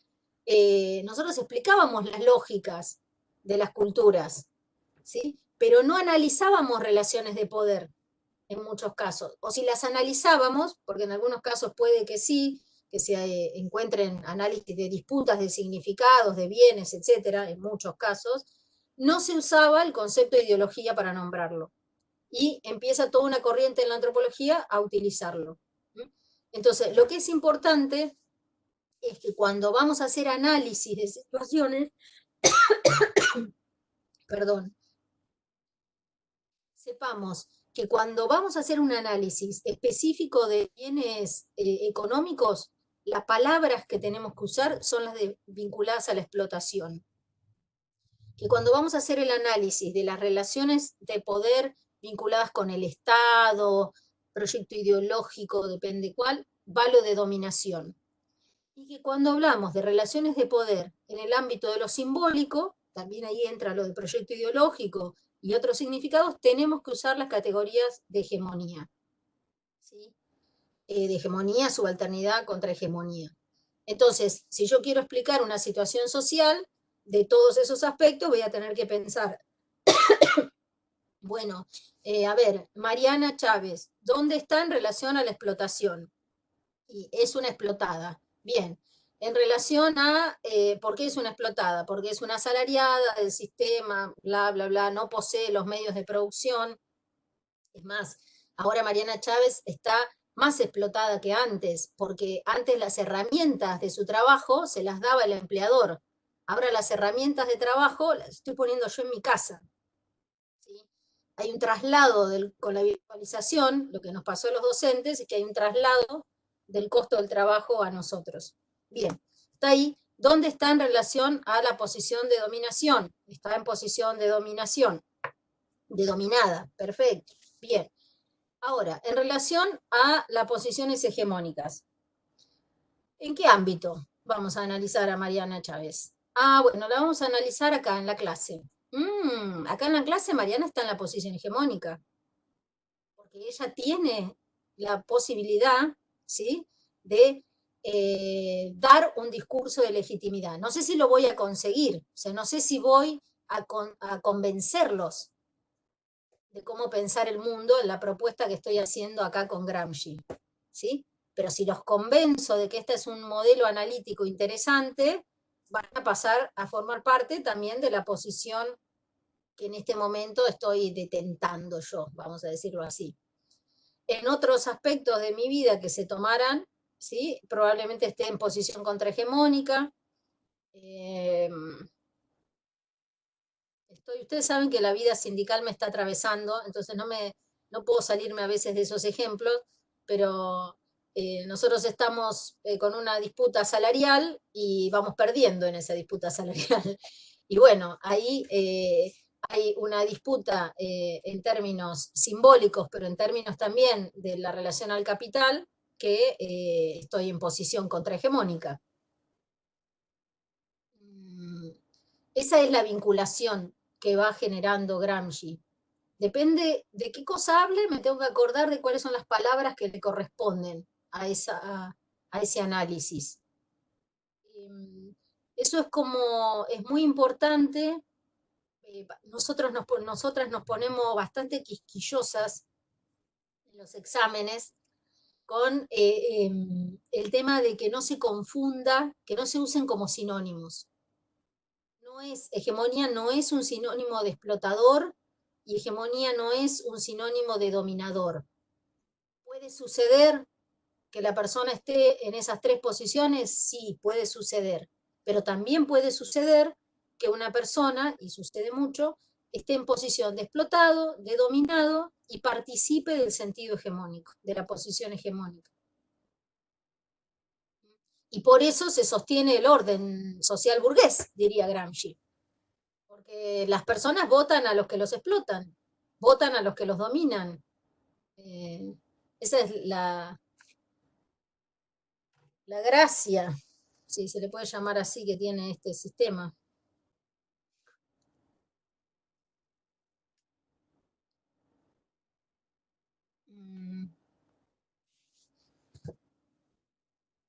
¿Va mejor ahí? ¿Lucía era la que había preguntado? Sí, ahí ya entiendo. Perfecto. Buenísimo. Es como la relación entre ambos. Además, está bueno esto que decís de como la heterogeneidad, ¿no?, en cada grupo. Y nada, eso. Aprender bien los términos también va a ser útil. Genial. Piensen ustedes, para poner un ejemplo con bienes culturales. Bienes culturales, o sea, productos culturales, producciones culturales que nacen en posiciones contrahegemónicas, como podría ser el rap, hip hop, como podría ser el rock en algún momento, no sé, nacen en posiciones contrahegemónicas en el sentido que ponen en la disputa de significado otras maneras de vida. ¿Sí? El rock en su origen disputa cosas muy fuertes, disputa manejo del cuerpo, sexualidad, deseo, experimentación. Algunas líneas del rock hasta podían hablar de algunas otras desigualdades. Si tomamos el rap y el hip hop de los sectores populares en su origen, o de los sectores en su origen hasta en Estados Unidos, hablan de la cuestión social desde el lugar del oprimido, desde el lugar del explotado, ¿sí? Y ponen su sentido, su visión de mundo en esos temas musicales. A los 10 minutos, por decirlo así sarcásticamente, lo toma la industria, ¿sí? Lo reconvierte y lo devuelve y genera, no sé, agapornis, genera hip hop careta y genera rock que habla de un montón de cosas, pero no da ninguna disputa en relación a los sentidos hegemónicos de la explotación, ¿sí? Bueno, y con los bienes culturales también es, no digo sencillo, pero se puede ejemplificar. Y por ahí ustedes fíjense en algunas adscripciones identitarias que tienen cada uno sobre los productos culturales que producen ustedes mismos o que consumen ustedes, de dónde proviene y a dónde va, cómo circula. No tanto por el origen, ¿no? Sino cómo circula. Porque la definición de la posición es en el uso, ¿sí? A dónde circula y a quién contribuye. Y ahí uno va a poder ver si en ese significado cultural sobre ese bien hay posiciones hegemónicas, subalternas, etc. ¿Sí? La idea de la subalternidad, nosotros ahora no lo damos en profundidad, acá en Socio 2, lo supimos dar en algunos años, porque cuando hicimos el último cambio en el programa decidimos colocar la unidad de violencia y la unidad de género, como para dar unos años, digamos. Pero trabajábamos más la cuestión de las culturas subalternas, ¿sí? Además porque, por ejemplo, Sabrina y yo, que venimos de estudiar varias veces sectores juveniles, trabajamos mucho con la idea de las culturas juveniles o las prácticas culturales de jóvenes, y muchas prácticas culturales juveniles están en posición de subalternidad, ¿sí? O pasan luego a posición de contrahegemonía, y en algunos casos luego pasan a posición hegemónica.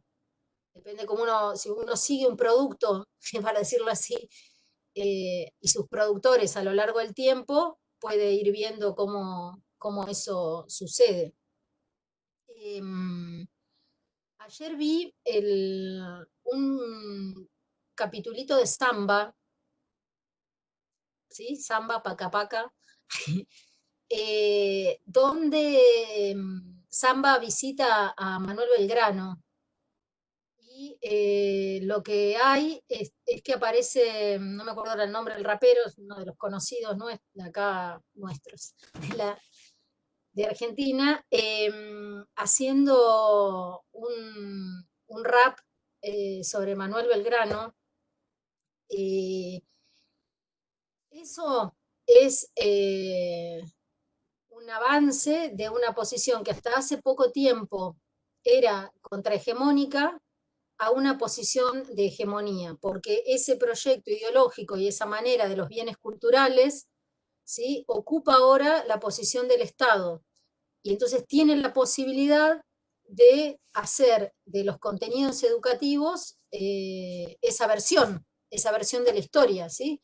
Las versiones de la historia, las cosas que a nosotros nos enseñan en las escuelas, en las instituciones educativas, son uno de los grandes caminos de la creación de hegemonía, porque la historia siempre son versiones, no hay una cosa esencial, ¿sí? Depende quién la cuenta, qué te cuenta, qué cosa cuenta, a quién hace aparecer y a quién no, se arma una versión del conflicto social en el pasado.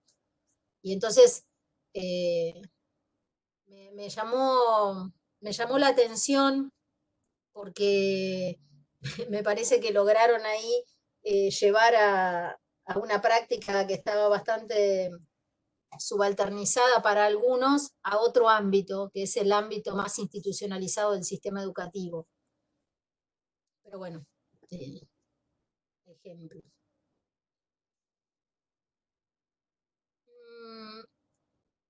Bueno, quedan muy poquitos minutos, se los nombro nada más porque me parece que está bueno nombrarlo. hacerlo aparecer y después ustedes lo leerán cuando tengan que rendir el final de la materia, o los que estén en la promoción, que ahora están todos en la promoción. Tenemos una ventaja con la virtualidad. Están todos participando de la promoción, eso nos pone contentos. Todos pueden ser parte, tienen que sacarse más de 6 en el parcial y siguen siendo parte de la promoción. Bueno, que es un autor que se llama... Opa. ¿Me trabó? Acá. Aníbal Quijano. Latinoamérica, Perú en particular. ¿Por qué quiero dejar sentado esto en los últimos minutos? Porque venimos viendo todos autores europeos. Entonces, tenemos las cabezas un poquito colonizadas y con una perspectiva eurocéntrica. Esos autores clásicos de las ciencias sociales explicaron siempre a sus países.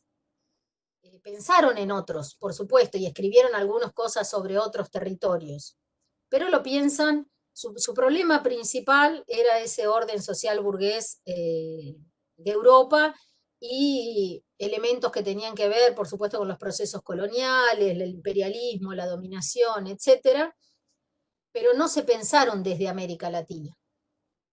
Entonces es importante también mostrar que cuando estaban surgiendo esas teorías, en América Latina nosotros también teníamos pensadores, ¿sí?, que estaban tomando a Gramsci, tomando a Marx, primero tomando a Marx, después también tomando a Gramsci, y agregándole un elemento que es la situación colonial, ¿sí?, que es la situación de dependencia, si la podemos llamar así también por un tiempo, ¿sí?, de que nuestro territorio, nuestra sociedad, además de pasarnos todo lo que le pasa a todo el mundo que vive en el capitalismo, ¿sí?, nos pasa que en el capitalismo ocupamos una posición periférica en el modelo general de la producción. Pero no periférica subalterna, así que a nadie le importa. Ahí está mal usado ahí subalternidad, que se borre eso. Una situación que a nadie le importa, sino una situación necesaria para que ellos estén de la manera en que están. Por eso hablamos de dependencia, ¿sí? Hay una relación entonces de dependencia de América Latina con los demás. Y ahí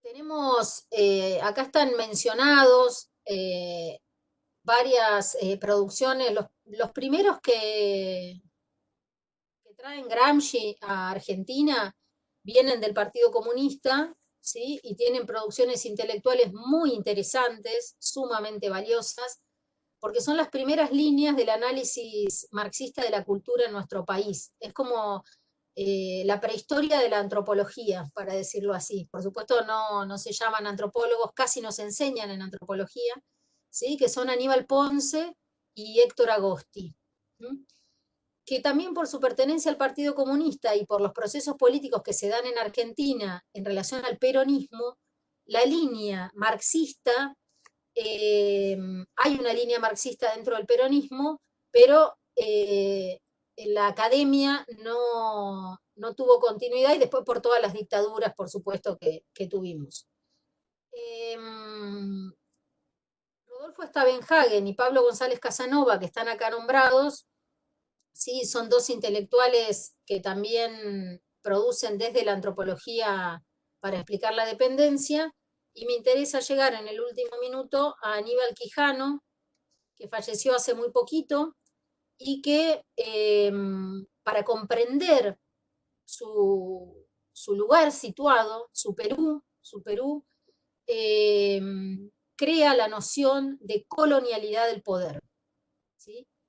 ¿Qué es la noción de colonialidad del poder? ¿Sí? Quijano lo que nos explica es que en América Latina el capitalismo se instala sobre una matriz sociocultural colonial. Es decir, que las relaciones de poder en América Latina se conformaron, ¿sí?, por las categorías coloniales, y que con la llegada y la formación del capitalismo y la expansión del capitalismo en América Latina, lo que se da es una combinación, ¿sí?, de una estructura económica capitalista con relaciones de dominación de tipo Estado burgués y con una matriz hegemónica de orden colonial, es decir, con un sistema de categorías de organización de las personas, de clasificación de las personas del orden colonial, es decir, un sistema de clasificación basado en la construcción de la diferencia étnico-racial, en el poder de la dominación de los blancos sobre los cholos, sobre los negros, sobre los mestizos, sobre todo lo que tuviera algo que ver con los pueblos originarios, o si no tenía algo que ver con ellos, se iba a inventar que algo tenía que ver con ellos, ¿sí?, como el caso de todos los pobres. Entonces, la noción de colonialidad del poder es fundamental también para los que trabajamos en América Latina y para los que trabajan, por supuesto, también en África, en Asia y en Europa. Pero los que más lo ponemos en acción, este es un pensamiento desde América Latina, ¿sí? Comprender que cualquier situación que nosotros analicemos, de las que ustedes tienen en las prácticas profesionales, de los artículos que estén analizando, ver, prestar atención a cómo aparece, si aparece, en qué forma, ¿sí?, la idea colonial, es decir, el poder en forma, en forma colonial, iba a decir, en forma de colonialidad, en forma de cómo tenemos incorporado, ¿sí?, que los que fuimos dominados por el colonialismo somos inferiores, por ejemplo, ¿sí? Ese es un logro de la colonialidad del poder.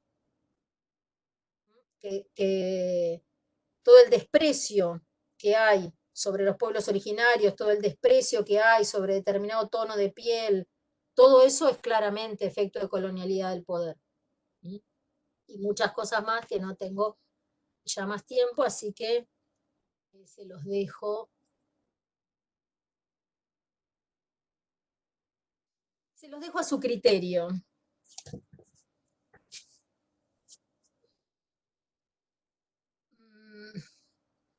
¿Preguntas del tema o de algo de cómo sigue toda esta virtualización? Si quieren aprovechar que estamos acá las docentes en el espacio sincrónico. Recordemos que se vuelven a encontrar en espacio sincrónico la semana que viene, en espacio más chiquito, que por ahí se les da para usar más la palabra, ¿sí? Alguien tendría que inventar esto que esté como en círculo, en vez de así en cuadraditos. En el espacio del práctico de los martes, en su horario, también por Webex, y en el espacio de los jueves a la mañana, también por Webex, la comisión de los jueves. Y ahí llevan, en base a esto, después miren el PowerPoint, leen el texto y piensan, van a ver ahí en la clase que tienen que pensar algunas cosas con unos artículos, y sobre eso la idea es trabajar en el práctico. Entonces ahí como que necesitamos que larguen un poco más la lengua o las teclas. Hola, yo quería hacer una pregunta. Con respecto a eso de la contrahegemonía, que nada, me hizo pensar como lo que veíamos la otra vez, como de ir en contra del poder, digamos, que en algún punto era funcional al poder. Entonces como pensaba, bueno, esta contrahegemonía, ¿es funcional a la hegemonía en algún punto? Bien, no, la primera respuesta mía sería no, pero necesito hacer alguna aclaración con la idea de el poder. porque no hay algo que podamos llamar el poder.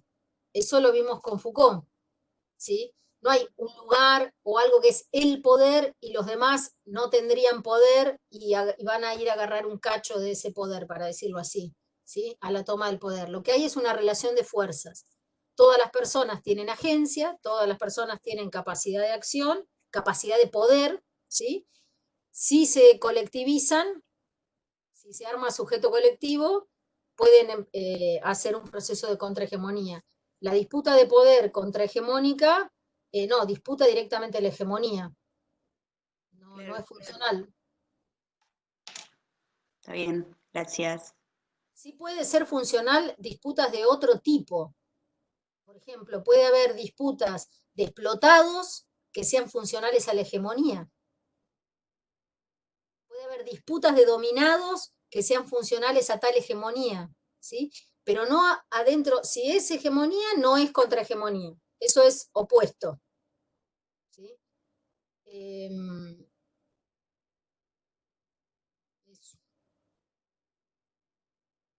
Hubo una consulta sobre qué bibliografía abarca el parcial. Preguntan, profe, ¿el parcial abarca solo los textos de los prácticos o también va a incluir lo teórico, ya que todos podemos promocionar? Y ya les contestamos por chat, aclarando que entra la bibliografía de los prácticos y después más de teóricos para quienes quieran promocionar. Es decir, lo que comparten todos es la posibilidad de estar en la promoción. ¿Sí? Pero no es que todos están obligados a rendir los teóricos y a hacer la promoción. Recuerden que para estar incluidos en la promoción tienen que obtener más de 6 puntos en cualquiera de las 3 fechas que hay del parcial de los prácticos, que es el parcial que viene ahora, y rendir el final de socio 1. Una vez que en el transcurso, como ahora no hay condicionalidad porque todo eso se extendió, etcétera, en agosto, cuando retomemos las clases, veremos quiénes están en condiciones de hacer la promoción y ahí acordamos una fecha para el parcial de promoción. En general es oral. Y después con los que van rindiendo, después por ahí al otro mes, si hay otro conjunto de estudiantes que aprobó socio 1, damos otra, o que quieren rendir ahí, no es que cada uno tiene que rendir justo cuando aprueba socio 1. Digamos, podemos poner otra fecha y así ir organizando de a poco distintas fechas para que puedan ir rindiendo los que quieran y están en condiciones el parcial del teórico de la primer parte. ¿Sí? No vamos a tomar parcial del teórico a quien no tenga rendida socio 1. Porque no vale la pena para la propia persona estar estudiando socio 2 y todavía tiene que rendir la otra, ¿sí? Ahora, si alguien aprueba socio 1 en noviembre y dice, ay, yo quiero porque me saqué 6 y vengo trabajando y me leo todo lo de los teóricos, quiero rendir el parcial de promoción de la primera parte del año en noviembre, ahí primera semana de diciembre, y la segunda parte en febrero. Perfecto, hacemos eso. ¿Sí? O quiere rendir todo junto en diciembre, hacemos eso, los 2 parciales de la promoción en ese momento. Pero sí o sí tiene que ser cuando ya tenemos socio 1. O sea, no podemos rendirlo antes y después rendir socio 1 y de última perder esa promoción. No. Según la teoría, no, nosotros analizamos que eso es es un error en la economía de estudio. Digamos, es como poner el carro antes que el caballo. Que si alguien tiene tiempo de estudiar, ¿sí? Que estudie socio 1, que es lo que tiene que aprobar, no que estudie socio 2. Claro, pero a mí y a alguna que otra compañía nos pasó que socio 1 era promocionable y íbamos a rendir ahora en febrero etno, que era el final que necesitábamos para que nos acepten la promoción de socio 1. Murió todas las mesas. Entonces yo no sé cuándo van a abrir etno o esa posibilidad. O sea, en algún sentido socio 1 ya la tendría, pero no me la pueden pasar hasta que etno la tenga pasada. Claro. Por eso preguntaba, por ahí, porque, o sea, yo rindo etno y ya socio se me pasa así de una, entonces ir rindiendo los parciales a lo largo del año me es mucho más conveniente que rendirlos todos en diciembre o en febrero. Pero si no se pueden, No, se me ocurren dos cosas. Una es, vean ustedes, porque como él no entra dentro de las materias que se armaron las mesas de finales, ¿sí? No sé si se puede hacer público que les tienen guardada la nota de socio 1, para que ustedes hagan una nota pidiendo que se abra la mesa de etno para poder rendir. Fíjense qué posibilidades hay de pedir mesa de etno para que todos se saquen de encima eso. Esa es una cosa. La otra cosa es que nosotras hablemos con socio 1, que socio 1 nos pase la lista de los que tienen aprobada, pero tienen que sí rendir etno. Sin rendir etno, me parece que se empieza a hacer un bollo. Si uno podría, entre el tiempo que rendís etno y te pasan la nota de socio 1, que se necesita otra mesa de final más para eso, digamos, ahí sí podríamos nosotros tomar el parcial de promoción, teniendo con Estela García la certeza de quiénes son, que ella nos puede dar esa lista, ¿sí? Pero sí o sí habría que tener el final de etno. Lo estoy pensando sobre lo que dijeron recién, después nosotros nos quedamos igual con esta preocupación y la analizamos en nuestra próxima reunión de cátedra, a ver si se nos ocurren otras cosas. Y si a ustedes se les ocurren otras cosas, también. Nosotros lo que nunca queremos generar es la idea de guardar notas. ¿Sí? De que, y además porque hay un proceso que tiene que ver con esos finales previos. Pero bueno, esa es nuestra posición. A disputar, como todo.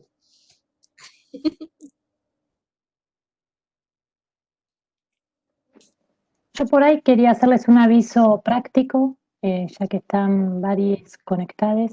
En aulas web habilitamos una solapa que dice fechas y ahí tienen al día las fechas cuando vamos a publicar el parcial, las fechas de entrega y también las fechas del informe parcial, que cuando entregamos lo que eran las pautas para armado de informe habíamos colocado